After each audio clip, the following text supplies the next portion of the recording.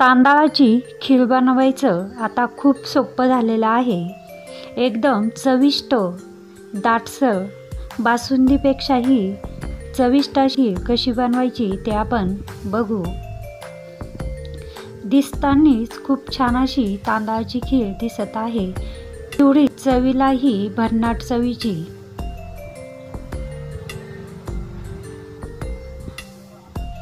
आता या ठिकाणी पाऊण वाटी अशी तांदूळ घेतलेले आहे. तांदूळ घेताना एकदम या पद्धतीने बारीक असा तांदूळ घ्यायचा. तांदूळ स्वच्छ निवडून ते 1 ते 2 पाण्याने स्वच्छ धुवून काढायचे. तांदूळ धुतलेले आहे, त्याचं पाणी काढून घेतलं. आता 1 चमचा तूप या कुकरमध्ये टाकलेलं आहे.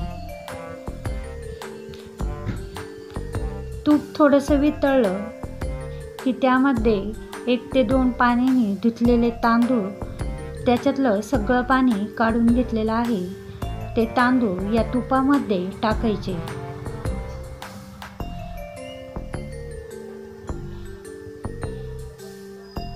आता या तुपामध्ये तांदूळ छान असे फुलून द्यायचे, म्हणजे भाजून घ्यायचे.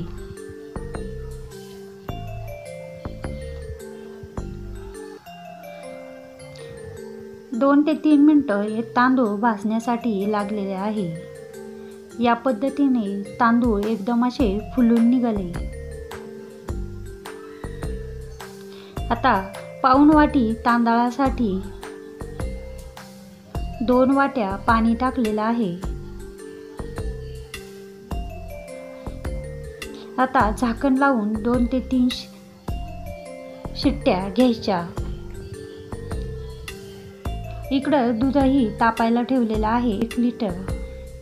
या ठिकाणी सुकं खोबरं किसून घेतले, काजू बदामचे काप केले, वेलदोडे घेतले.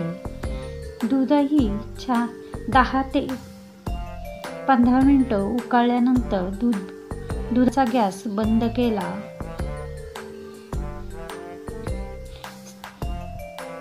वेलदोडे मी या पद्धतीने कुटून घेतले, थोडीशी साखर टाकून.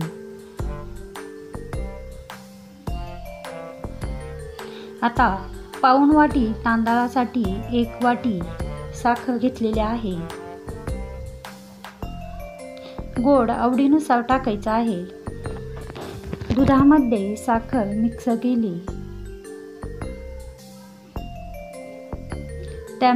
त्यामध्ये कुटून घेतलेले वेलदोडेही टाकले.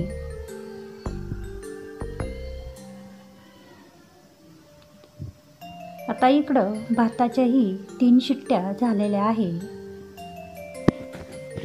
थंड झालेला आहे, वाफ काढलेली नाही.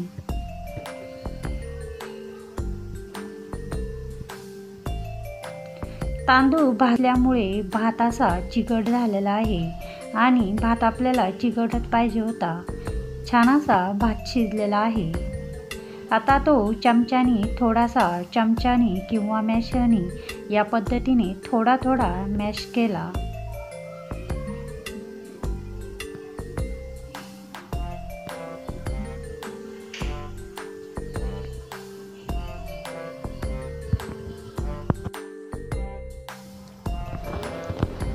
या पद्धतीने सगळा भात बारीक करून घेतला.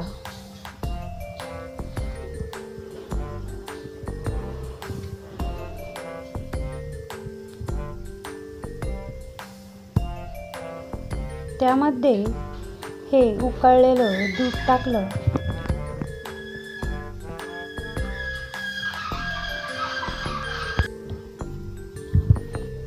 दूध आणि भात व्यवस्थित असा मिक्स केला.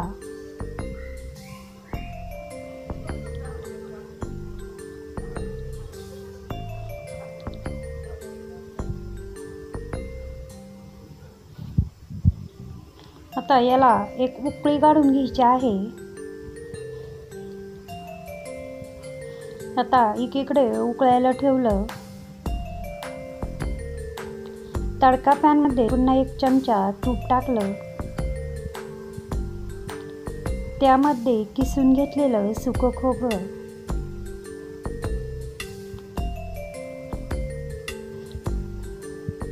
आणि काजू बदामचे केलेले काप 1 ते 2 मिनिटं भाजून घ्यायचे.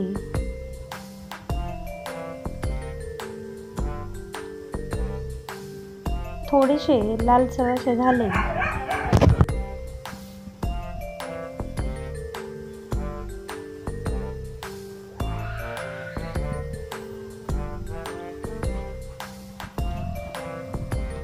आता हा जो तडका झालेला आहे तो या उकळत्या खिरीमध्ये टाकून द्यायचा. आता मी गॅस बंद केलेला आहे, म्हणजे उकळायची बंद केलेली आहे. हा तडका यामध्ये टाकून दिला. एकदम चविष्ट अशी आपली तांदळाची खीर बनून झालेली आहे. फक्त थोडंसं सुकं खोबरं तांदळाच्या खिरीमध्ये टाकून बघा, एकदम छान अशी बासुंदीपेक्षाही चविष्ट अशी तांदळाची खीर लागते. काजू बदाम नाही टाकले तर चालेल, पण सुकं खोबरं टाकलं की खूप छान अशी तांदळाची खीर लागते.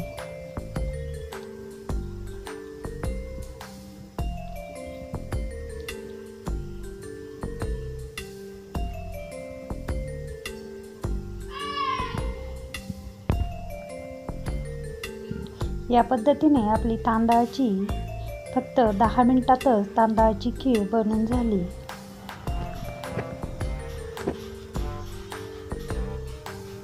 एकदम दाटसर अशी बासुंदीच्या चवीपेक्षाही छान लागते. फक्त एकदा या पद्धतीने तांदळाची खीर बनवून बघा. कायम याच पद्धतीने बनवाल.